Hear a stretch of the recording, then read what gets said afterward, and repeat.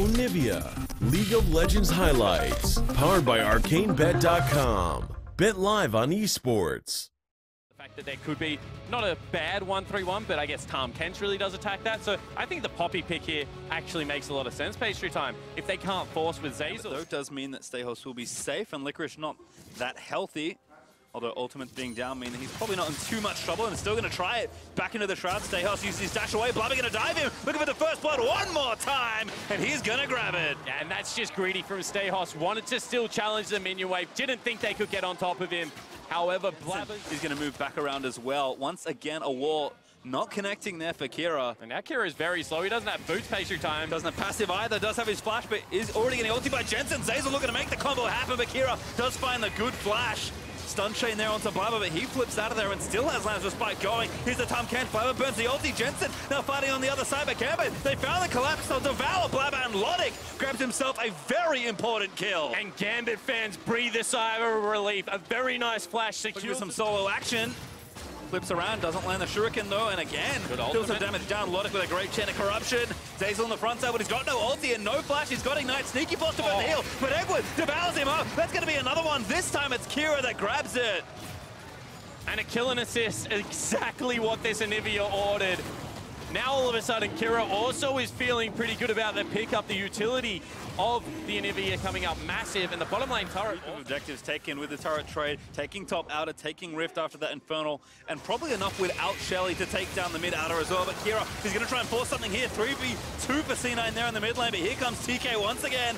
Moving Lodik in, Edward immediately has to spit him out to safety though, but Blabber took a lot of damage already early. Licorice forced to ulti in, has the next one going. Blabber forced to ulti, but again, he gets chopped by Urgot and put into the meat grinder. And Cloud9 forced to retreat. Zeyzal with a disengaged Pulvers. Jensen, he's maybe left for dead here with no flat. Good slow from Stayhouse. They try and run him down. Licorice is here, he's going to maybe try and save his friend, but he can't do it at all. And now in fact in danger of having to burn the flash. Does save it, but Gambit once more come out on top. And hits more heavily on Cloud9's side of the map. This time around, they were able to secure themselves those objectives.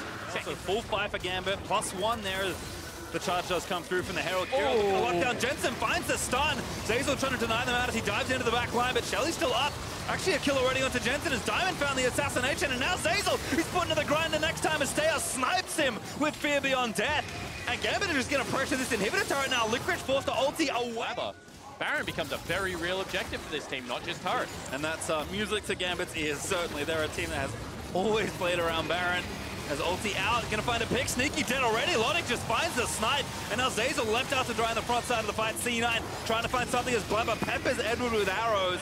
For Gambit to just take down a very early objective. I think they know they're on it. Yeah, you don't have Kira there for a while as Abyssal is going to ride Edward in, but it's just him as Blabber. It's going to get forced out. Licorice trying to find the dive. He wants Diamond. It's so low, he finds it. Perfect execution. Dashes in for the assassination. And now it's Cloud9 that might look to take the Baron, but Gambit still continuing the fight. Zeyzal with a big four-man pole. Does find a good action on the front side of the fight. Cloud9 have to resort out their waves. They have to get a fresh set of wards in the top side of the jungle. But in theory, area. Oh, actually Blabber looking for Edward here, but Diamond also available. Pretty low with the stun onto Blabber. He's going to go down in one CC chain. And Stayhouse still ready with the ulti. So it's going to be Zeyzal served up next. Here's Licorice going to try and save the back end of the fight. But Fear Beyond Death will snipe one as Stayhouse grabs the double. I mean, Licorice, what can you possibly do here? As Jensen is cut off by a wall, dancing around the Onivia storm. And that's another great stun from Kira. Heal out there from Jensen to try and save his life as Licorice has dove in to try and do something in the fight. But he's going to get wall banged by the Poppy and taken down by Kira. And Gambit can do no wrong. Looking to continue the fight, not able to find. You can see that Jensen has got towards his Rylai's. He should have more control in these fights, but still hasn't got himself a Void Staff. Edward face check. Trying something again, Edward. Pretty tanky. Ulti is going to get moved out by Sneak. I think he might have flashed out of the way, but Zeyzal already too low. Fear Beyond Death grabs him again. Stayhouse with the snipes as Licorice is trying to dive the carries here, but he's out of ult charge. Is now forced to flip away. Lodik with a wonderful flash.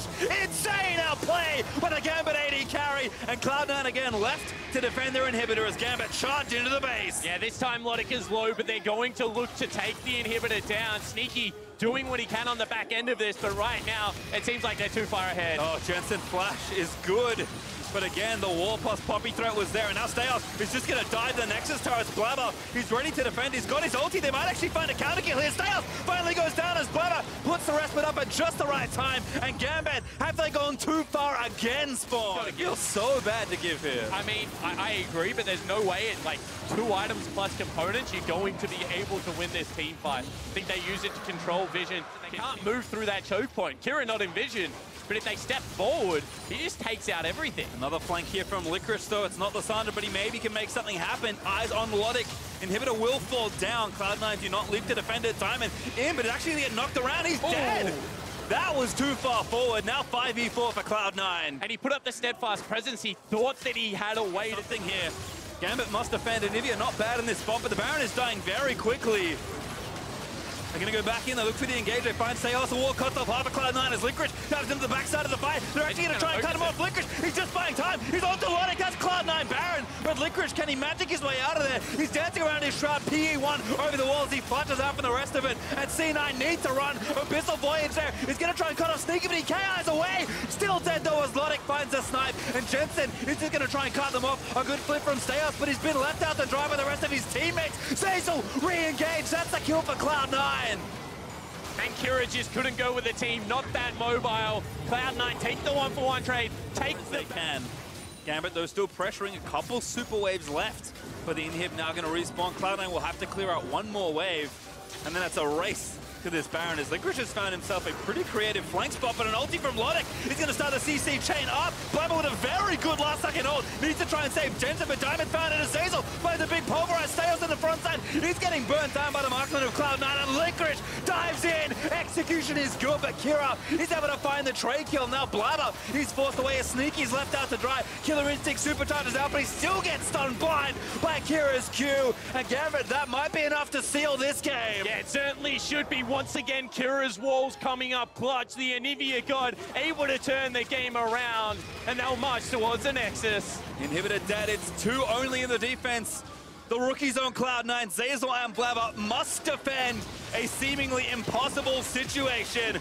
But Gambit, they'll just ravage down these Nexus turrets. They'll tie up Zazel in the steadfast presence. They'll put the Glacial Storm on the feet of Blabber and force him down with the stun. As Gambit, they'll tie up the series in style.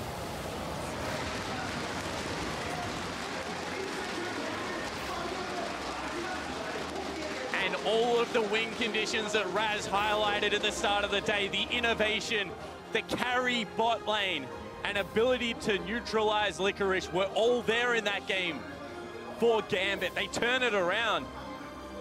I mean, with a couple of less deaths in that early game.